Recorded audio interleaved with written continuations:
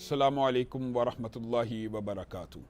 बिस्मिल्लाहिर्रहमानिर्रहीम। प्रोग्राम हुब्बे इलाही के हक़दार कौन लोग, मैं आपका मेज़बान हाफ़िज़ हिशाम इलाही ज़हीर हाज़िर खिदमत हूँ। मुअज़्ज़ज़ सामीन गिरामी कदर, इंशाअल्लाह आज हम उस पहले खुश नसीब और खुश किस्मत बंदे के हवाले से गुफ्तगू करेंगे जिससे अल्लाह रब्बुल इज़्ज़त मोहब्बत फरमाते हैं। पहले प्रोग्राम में हमने आपके सामने ये बात रखी थी कि हम सबको भी अल्लाह रब्बुल इज़्ज़त से मोहब्बत करनी चाहिए, लेकिन असल खुश किस्मत, असल खुश नसीब, असल में जो एज़ाज़ हासिल है या असल में जो मुनफरद बंदा है वो वही है जिससे अल्लाह रब्बुल इज़्ज़त मोहब्बत फरमाए। तो इंशाअल्लाह आज इस कैटेगरी में उतरने वाले पहले शख्स का तज़किरा करेंगे। सूरह बकरा में अल्लाह रब्बुल इज़्ज़त इरशाद फरमाते हैं, इन्नल्लाह युहिब्बुत तव्वाबीना व युहिब्बुल मुततहिरीन। मुअज़्ज़ज़ सामीन गिरामी कदर, इस आयत को डिटेल में समझने से पहले हमें ये बात समझना ज़रूरी है कि अल्लाह रब्बुल इज़्ज़त ने नबी करीम सल्लल्लाहु अलैहि वसल्लम के ज़रिए से हम तक ये पैगाम पहुँचाया है कि कुल्लु बनी आदम ख़त्ताउन व खैरुल ख़त्ताईन तव्वाबून। आदम का हर बेटा गलती करेगा, गलती कर सकता है, गलती में मुब्तला हो सकता है। गलती से पाक अगर अल्लाह रब्बुल इज़्ज़त ने किसी को बनाया है तो वो आमिना के लाल को बनाया। हर आदम का बेटा गलती करेगा, लेकिन बेहतरीन गलती करने वाला वो है जो अल्लाह के सामने आके तौबा की तरफ पलट आए, अल्लाह के सामने रुजू कर ले, अल्लाह की तरफ लौट आए। वो बेहतरीन बंदा है जो तौबा करने वाला है। हज़रत आदम का और इब्लीस का जो बुनियादी फ़र्क था वो क्या था? आदम से गलती हुई और आदम ने गलती करने के बाद क्या कहा? रब्बना ज़लमना अनफुसना व इल्लम तग़फ़िर लना व तरहमना लनकूनन्ना मिनल ख़ासिरीन। अल्लाह रब्बुल इज़्ज़त, हम तो अपनी जानों पे जुल्म कर बैठे हैं और अगर आपने हमें माफ़ ना किया हम हसारा पाने वालों में से हो जाएंगे। और इब्लीस ने क्या कहा? अबा वस्तकबरा, गलती की और उसके ऊपर डट गया। ये आदम का और इब्लीस का बुनियादी फ़र्क होना चाहिए, और यही इब्ने आदम का और शैतानी सिफ्त वाले इंसानों के दरमियान फ़र्क होता है और होता रहेगा, और क़यामत तक यही असल फ़र्क है। होता क्या है? गलती इंसान कर लेता है, बल्कि नबी करीम सल्लल्लाहु अलैहि वसल्लम ने इरशाद फरमाया, क्या इरशाद फरमाया? अगर तुम गलती करो ही ना तो अल्लाह रब्बुल इज़्ज़त ऐसी कौम पैदा करेगा जो गलती करेगी और फिर अपने गुनाहों की माफ़ी मांगेगी। गोया माफ़ी मांगना अल्लाह रब्बुल इज़्ज़त को महबूब है, अल्लाह रब्बुल इज़्ज़त को पसंद है। और मेरे भाइयों, कितनी आसान बात है। अगर आप और मैं आज ही चाहते हैं कि अल्लाह रब्बुल इज़्ज़त हमसे मोहब्बत करना शुरू कर दे तो मैं और आप अपने गुनाहों की तौबा करना शुरू कर दें। ये कितने बड़े एजाज़ की बात है। और नबी करीम सल्लल्लाहु अलैहि वसल्लम की सही हदीस है, अल्लाह रब्बुल इज़्ज़त अपने बंदे की तौबा से इतना खुश होते हैं, कितना खुश होते हैं। नबी करीम सल्लल्लाहु अलैहि वसल्लम एक मिसाल दे के पूरी उम्मत को रहती का दुनिया तक, क़यामत तक ये बात समझा रहे हैं कि ना सिर्फ अल्लाह रब्बुल इज़्ज़त मोहब्बत फरमाते हैं तौबा करने वाले से, बल्कि जिस वक्त बंदा तौबा करता है ना, अल्लाह रब्बुल इज़्ज़त को इतनी खुशी महसूस होती है, इतनी फ़रहत महसूस होती है कि अगर कोई बंदा अपने साजो सामान के साथ एक सहरा में हो या जंगल में हो, उसका सारा साजो सामान छिन जाए, वो मरने के मुकाम पे पहुंच जाए, यानी उसके पास पीने को पानी ना रहे, खाने को खाना ना रहे, सारा सामान चला गया, सवारी चली गई, अब तो वो भूखा प्यासा मर ही जाएगा। लेकिन जब वो भूखा और प्यासा मरने लगे, अचानक उसकी सवारी आ जाए, अचानक वो सारा सामान आ जाए, उस बंदे को उस सामान को देख के कितनी खुशी, फरहत, शादमानी महसूस होगी। जितना खुश वो बंदा उस सामान को पाके होता है, नबी करीम सल्लल्लाहु अलैहि वसल्लम ने इरशाद फरमाया, अल्लाह रब्बुल इज़्ज़त को उस बंदे से ज़्यादा खुशी होती है जब कोई बंदा अपने हाथों को अल्लाह रब्बुल इज़्ज़त की बारगाह में फैला के अपने गलती का इतराफ़ करता है। मेरे भाइयों, आज मुआशरे के अंदर क्या अफसोस की बात है कि हम गलती करते हैं और उसके ऊपर अड़ जाते हैं, तकब्बुर करते हैं, उसके ऊपर स्टैंड ले लेते हैं, अपने गलती की हेलो हुज्जतें। ये बात याद रखिए, बात आइए तो कह देता हूँ कि अल्लाह रब्बुल इज़्ज़त तौबा की तौफीक भी उस बंदे को देते हैं जो अपने गुनाह को गुनाह समझ के करता है। जो गुनाह को ही हलाल कर लेता है उसको तौबा की तौफीक भी नहीं नसीब होती। मतलब ये है कि बाज़ गुनाह लिखे पड़े गुनाह हैं, शरीयत में साबित है यह गुनाह है, बेशुमार ऐसे गुनाह हैं। अगर موقع ملا تو اس کے حوالے سے بھی گفتگو کریں گے، لیکن ایک عام فہم مثال دے رہا ہوں کہ غیر محرم کو چھونا گناہ ہے، شراب پینا حرام ہے، موسیقی سننا حرام ہے، یہ ساری چیزیں اسلام میں منع ہے، ہمیں پتہ ہے، لیکن جس وقت ہم ان کو حلال سمجھ کے کرنا شروع ہوں گے تو کبھی ہم ان کے بارے میں توبہ نہیں کریں گے۔ اگر ہم یہ سوچیں گے کہ گانا ہے ہی حلال سننا تو توبہ کیسی؟ غیر محرم کو چھونا ہے ہی حلال، اس میں حرج ہی نہیں، تو پھر توبہ نہیں انسان کرے گا۔ تو ایک بات یہ بھی سمجھنے کی ہے، بہت امپورٹنٹ ہے، بہت اہم ہے، وہ کیا ہے؟ انسان گناہ کو گناہ جب تک نہیں سمجھے گا تب تک توبہ کی طرف نہیں آئے گا، اور ہاں جب انسان گناہ کر لے تو توبہ کی طرف پلٹ آئے، اسی وقت اللہ کی بارگاہ میں آ جائے۔ اور توبہ کے حوالے سے بہت سے متعدد واقعات نبی کریم صلی اللہ علیہ وسلم نے بھی بیان فرمائے ہیں تاکہ لوگوں کے اندر توبہ کا ذوق اور شوق پیدا ہو۔ بعض لوگ یہ سمجھتے ہیں ہم نے اپنی جانوں پہ بے شمار ظلم کر دیا ہے، ہم تو اپنی جانوں کے اوپر اتنا ظلم کر چکے ہیں، پتہ نہیں اللہ رب العزت ہمارے گناہوں کو معاف کرے گا کہ نہیں کرے گا۔ نبی کریم صلی اللہ علیہ وسلم اس اشکال کو بھی رفع کرنے کے لیے کفل کا واقعہ بارہا بیان کرتے تھے۔ صحابہ فرماتے ہیں نبی کریم صلی اللہ علیہ وسلم نے کفل کا واقعہ متعدد مرتبہ بیان کیا، بے شمار مرتبہ بیان کیا کہ ہمیں یاد ہو گیا، اور وہ واقعہ مشہور ہے، زبان زدہ عام ہے۔ کفل نامی ایک شخص ہوا کرتا ہے بنی اسرائیل کے اندر، ہر برائی کیا کرتا تھا، ہر برائی کیا کرتا تھا، اسی طرح برائی کی عادت میں مشغول رہتا، دنیا کا کوئی گناہ ایسا نہیں تھا جو وہ چھوڑتا ہو۔ لیکن ایک رات کفل کی زندگی میں ایسے آئی جو انقلابی رات بن گئی، کفل کی ساری زندگی بدل گئی۔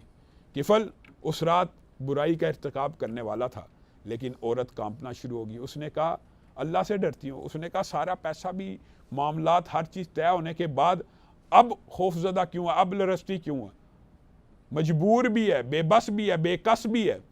اس نے کہا اللہ سے پھر بھی ہمیں ڈر لگتا، اللہ سے مجھے اس لیے ڈر لگ رہا ہے کہ میں ناحق وہ کام کر رہی ہوں، اگرچہ مجبور ہوں، جس کام کی اللہ رب العزت نے مجھے اجازت نہیں دی۔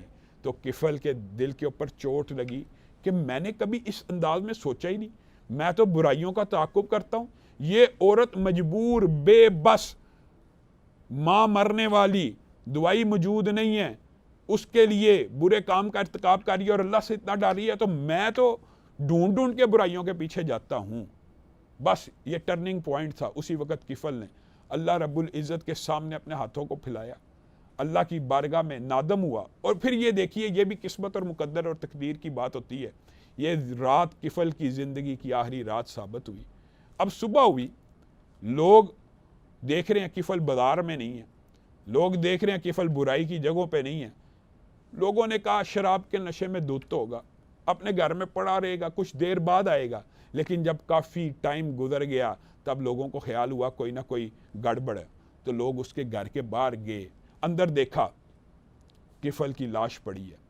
اب کفل کی لاش کے بارے میں بھی یہ بعض روایات میں یہ بات آتی ہے کہ جب کفل کی لاش دیکھی، برے کمنٹس کیے لوگوں نے، اور لوگوں نے کہا پتہ نہیں کس حالت میں، شراب کی حالت میں مر گیا، فلاں ہو گیا۔ لیکن صحیح حدیث کے الفاظ ہیں کہ اللہ رب العزت نے بنی اسرائیل کو دکھانے کے لیے کہ اللہ اپنے بندوں سے کس طرح محبت کرتا ہے اور کس طرح رحمت نازل کرتا ہے، اس کے گھر کے باہر جلی حروف میں یہ تحریر لکھ دی کہ تیرے رب نے اس کفل کے سارے گناہوں کو معاف کر دیا۔ معزز سامعین گرامی قدر، توبہ ایک ایسا عمل ہے کہ جس کی وجہ سے اللہ رب العزت صرف گناہوں کو معاف نہیں کرتے، بلکہ قرآن کی آیت میں واضح طور پہ درج ہے کہ ان گناہوں کو نیکیوں سے بدل دیتے ہیں۔ یہ دیکھیے یہ کتنی بڑی خوشخبری کی، خوش نصیبی کی بات ہے، اور اللہ رب العزت کی محبت حاصل کرنے کا کتنا عمدہ سسٹم اور طریقہ ہے کہ انسان صرف اللہ کی بارگاہ میں آ کے اپنے ہاتھوں کو پھیلا لے اور اللہ رب العزت سے اپنے گناہوں کی معافی مانگ لے۔ صرف اس گناہوں کی معافی طلب کرنے کی وجہ سے اللہ نہ صرف اس کے گناہ معاف کریں گے، بلکہ جتنے گناہ کیے، یعنی اتنی تعداد میں وہ گناہ کر چکا ہے، وہ تعداد وہ اپنے بیلنس میں جمع کر چکا ہوا ہے۔ اب ہونا تو یہ چاہیے تھا اللہ صرف مٹا بھی دے تو کافی ہے، لیکن اللہ رب العزت جتنے گناہ کیے اتنی ہی نیکیاں اس کے نامہ اعمال میں درج کر دیتا ہے۔ معزز سامعین گرامی قدر، گناہ ایک ایسا وبال ہوتا ہے کہ جو بندہ مومن کے لیے بہت بھاری ہوتا ہے، اور وہ اس کے بوجھ میں دبتا چلا جاتا ہے، اس کے اوپر نادم ہوتا چلا جاتا ہے، اس کے رنج اور غم میں مبتلا رہتا ہے۔ لیکن بندہ فاسق کے لیے، بندہ نافرمان کے لیے صحیح حدیث کے الفاظ ہیں وہ ایسے ہی ہے جیسے کسی کے ناک کے اوپر بیٹھی ہوئی ایک مکھی ہے، اس کو کوئی پرواہ نہیں۔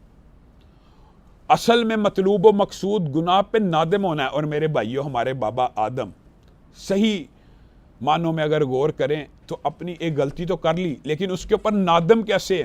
صدیاں بیت گئیں، پوری دنیا ختم ہو گئی، دوبارہ حشر قائم ہو گیا۔ شفاعت کی حدیث آپ سب ساتھیوں نے سنی ہوگی، ہم سب قیامت کے دن بابا آدم کے پاس جائیں گے کہ اللہ سے کہیے بہت ہو چکی، حساب کتاب ہی شروع فرما دیں۔ تو حضرت آدم اس وقت ہمیں اور تمہیں یہ مخاطب ہو کے کہیں گے کہ میں اپنے رب کے سامنے جانے سے ڈرتا ہوں۔ کس وجہ سے؟ میں شرمندہ ہوں، عرصہ بیت گیا، ہزاروں برس گزر گئے، وہ گناہ کی شرمندگی ختم نہیں ہوئی جس گناہ کو اللہ رب العزت نے معاف بھی کر دی ہے۔ تو بندہ مومن کا حال یہ ہونا چاہیے۔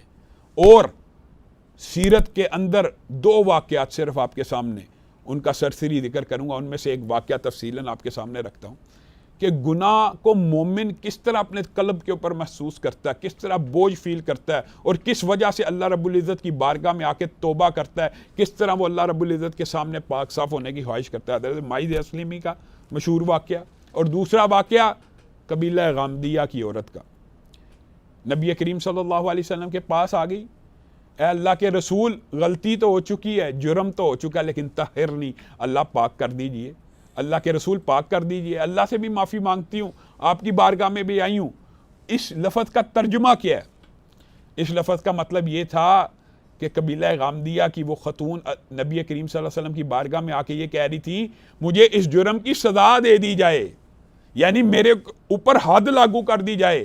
اور یاد رکھیے اقرار جرم جو ہوتا ہے یہ ایک فقہی مسئلہ ہے کہ اقرار جرم ساری شرائط کو ساقط کر دیتا ہے۔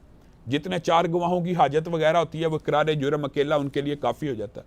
اب جب اس عورت نے اقرار جرم کیا، نبی کریم صلی اللہ علیہ وسلم کے پاس آئی کہ میرے اوپر حد کو لاگو کر دیا جائے، نبی کریم نے کہا جاؤ، ابھی پتہ نہیں اس گناہ کا رزلٹ ظاہر ہوا کہ نہیں۔ کچھ عرصے کے بعد آئی، کہا نتیجہ ظاہر ہو چکا ہے، اے اللہ کے رسول حمل سے ہو۔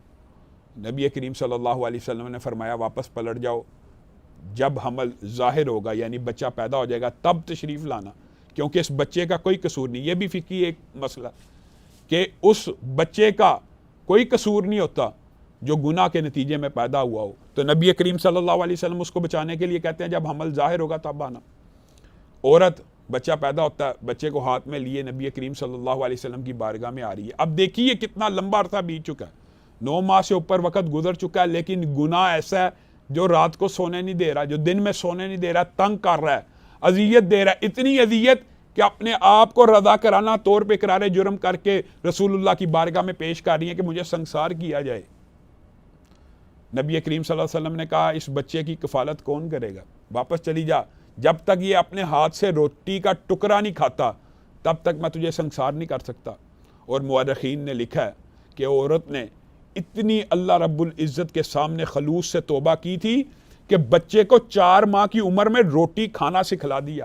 بچہ 4 سے 6 ماہ کی عمر کا ہے، ہاتھ میں روٹی کا ٹکڑا ہے، نبی کریم صلی اللہ علیہ وسلم کی بارگاہ میں حاضر ہو رہی ہے اور کہہ رہی ہے اللہ کے رسول اب تو پاک کر دیجئے۔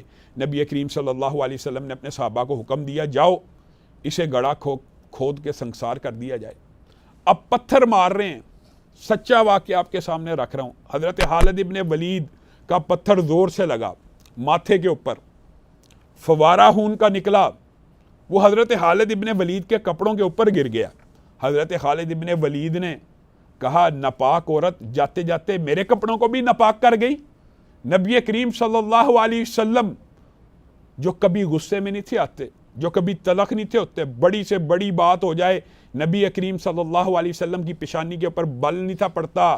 حضرت خالد ابن ولید کی بات سن کر دوڑتے ہوئے باہر آئے، کہا خالد تو نے بڑی کڑوی بات کی ہے، تو نے بڑی کڑوی بات کی ہے، تجھے کیا پتا اس عورت نے کیسی توبہ کی ہے، اگر مدینہ کے 70 افراد میں اس کی توبہ بانٹ دی جائے سارے جنت الفردوس میں داخل ہو جائیں۔ اور دوسری روایت کے الفاظ ہیں مدینہ کے سارے گناہ گاروں میں اگر اس کی توبہ تقسیم ہو جائے سب کے سب کو اللہ رب العزت معاف کر دے۔ تو توبہ سے گناہ معاف ہوتے ہیں۔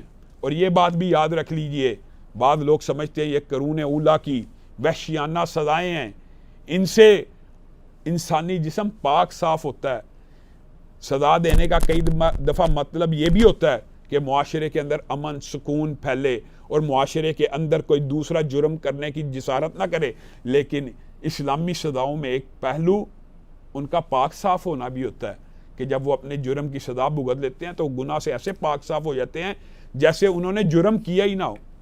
इसी तरह एक और वाक़या नबी करीम सल्लल्लाहु अलैहि वसल्लम बयान फरमाते हैं, और जिसके अंदर तो इस बात की निशानदेही की गई है कि सिर्फ तौबा की नीयत करने से भी इंसान के गुनाह माफ़ हो जाते हैं। मशहूर वाक़या आप सब ने सुना होगा, बनी इसराइल के अंदर एक आदमी हुआ करता था, उसने 99 कत्ल किए। अब 99 कत्ल के बाद अचानक दिल में ख्याल आया, बहुत बड़ा जुर्म कर बैठा हूँ, 99 अफराद को कत्ल कर चुका हूँ, पता नहीं अल्लाह रब्बुल इज़्ज़त मेरे ये गुनाह माफ़ करेगा कि नहीं। एक आबिद के पास गया, कहा कि क्या अल्लाह रब्बुल इज़्ज़त कत्ल को भी माफ़ फरमा देते हैं? उसने कहा नहीं, तूने एक तो नहीं किया, तूने 2 तो नहीं किए, तूने तो 99 अफराद को कत्ल कर दिया है, तेरे गुनाह अल्लाह रब्बुल इज़्ज़त नहीं माफ़ करेगा। उसने कहा अच्छा, अगर माफ़ नहीं होने तो तेरे इस जुमले की वजह से तुझे भी कत्ल करता। पूरे 100 कर लिए। किसी ने उसको कहा फलां बस्ती के अंदर एक आलम रहता है, उससे जाके पूछ कि गुनाह माफ़ होते हैं कि नहीं होते। वो आबिद था, वो इस मसले को ना समझा, उसने गलत बतला दिया, वो भी कत्ल हो गया। आलिम के पास गया, उसने कहा अल्लाह रब्बुल इज़्ज़त की बारगाह में तौबा कर, मुझे उम्मीद है अल्लाह ताला तेरे ये गुनाह भी माफ़ कर देगा। गारंटी कोई नहीं, अल्लाह की मर्ज़ी है, अल्लाह को मनाना चाहता है, अल्लाह की बारगाह में तौबा करना शुरू कर दे, हो सकता है अल्लाह तेरी बात मान जाए। और तुझे एक मशवरा देता हूँ, फ़लाँ इलाके में नेकोकारों की एक बस्ती है, उस इलाके में चला जा, अपनी बाकी ज़िंदगी उस इलाके में बसर कर दे, उम्मीद है अल्लाह ताला तेरे गुनाहों को मुआफ़ कर देगा। अब होता क्या है, नेकोकारों की बस्ती की तरफ चल पड़ा। अभी मुंह से तौबा के अल्फाज नहीं निकले, सिर्फ नीयत है कि मैं नेकोकारों की बस्ती में रहूँगा, सारी उम्र वहाँ पे बिताऊँगा, अल्लाह रब्बुल इज़्ज़त से अपने गुनाहों की माफ़ी मांगूंगा। नियत करके निकल पड़ा, लुकमा अजल बन गया, आसमान से फरिश्ता मौत का नादिल हुआ, उसने रूह को कब्ज़ कर लिया। अब हुआ क्या, अल्लाह रब्बुल इज़्ज़त ने आपको और मुझे ये पैगाम देना था, इसलिए ये सारी तफासील बयान की। नेकियों के फरिश्ते भी आ गए, बुराइयों के फरिश्ते भी आ गए। नेकियों वाले ने कहा हमारा बंदा है, नेकोकारों की बस्ती की तरफ चल पड़ा। बुराइयों ने कहा अभी तो निकला था, अभी तो मुंह से अल्फाज निकले नहीं तौबा के, तुम्हारा बंदा कैसे हो गया? हमारा बंदा, हम लेके जाएंगे। फैसला अल्लाह रब्बुल इज़्ज़त की बारगाह में पेश हुआ, तो ये फैसला तय किया गया कि यूं किया जाए कि इस की पैमाइश की जाए ज़मीन की। अगर इसके जसद का जहाँ पे ये मरा है उसका फासला नेकोकारों की बस्ती की तरफ ज़्यादा यानी कम हो तो नेकी के फरिश्ते ले जाएं, अगर बुराई की तरफ कम हो बुराई के फरिश्ते ले जाएं। फिर फासला मापा गया और हकीकत में अभी नेकोकारों की बस्ती से बहुत दूर था, अभी तो बुरों की बस्ती से निकला था, लेकिन अल्लाह रब्बुल इज़्ज़त ने ज़मीन को हुक्म दिया नेकोकारों की बस्ती की तरफ सुकड़ जा। जब पैमाइश की गई वो नेकोकारों की बस्ती की तरफ हो गया और अल्लाह रब्बुल इज़्ज़त ने उसके सारे गुनाह माफ़ कर दिए। तो मुअज़्ज़ज़ सामीन गिरामी कदर, अगर अल्लाह रब्बुल इज़्ज़त ज़ना जैसा जुर्म माफ़ फरमा देते हैं, कत्ल जैसा एक नहीं, हकूकुल इबाद में आप खुद बतलाइए, बाद लोग ये समझते हाँ हकूकुल इबाद की बहुत अहमियत है। इंशाअल्लाह आइंदा आने वाले प्रोग्राम्स में उसके हवाले से भी गुफ्तगू होगी कि बाद वो लोग जिनसे अल्लाह मोहब्बत करता है लोगों के हक़ों को अदा करते हैं, लेकिन हकूकुल इबाद में सबसे बड़ी हक तलफी तो कत्ल होता। अगर अल्लाह रब्बुल इज़्ज़त कत्ल माफ़ फरमा देते हैं, किस वजह से? तौबा करने की वजह से। हाँ, अल्लाह ताला कंपनसेशन क़यामत के दिन मकतूल को ज़रूर देंगे, अल्लाह ताला उसको भी राज़ी करेंगे। अल्लाह ताला जुल्म करने वाले नहीं, जस्टिस करने वाले हैं। लेकिन अल्लाह रब्बुल इज़्ज़त अगर सिद्क़ के दिल से तौबा हो तो कत्ल जैसे गुनाहों को भी अल्लाह रब्बुल इज़्ज़त माफ़ कर देते हैं। इंशाअल्लाह आइंदा आने वाले प्रोग्राम में इसी मौजू को कि अल्लाह रब्बुल इज़्ज़त तौबा करने वालों को पसंद फरमाते हैं और उनसे मोहब्बत करते हैं, इन्नल्लाह युहिब्बुत तव्वाबीना व युहिब्बुल मुततहिरीन, इसी टाइटल और इसी अनवान के तहत अगला प्रोग्राम भी करेंगे, क्योंकि ये मौजू बहुत ज़्यादा अहम है और इसकी बहुत ज़्यादा अहमियत है। और हमारे मुआशरे के अंदर सिर्फ़ अगर यही कल्चर आम हो जाए कि हम अपने गुनाहों पे नादम होकर अल्लाह रब्बुल इज़्ज़त की बारगाह में अपने हाथों को फैला के इस्तग़फ़ार करना शुरू कर दें, तो इंशाअल्लाह हम कामयाब हो जाएंगे।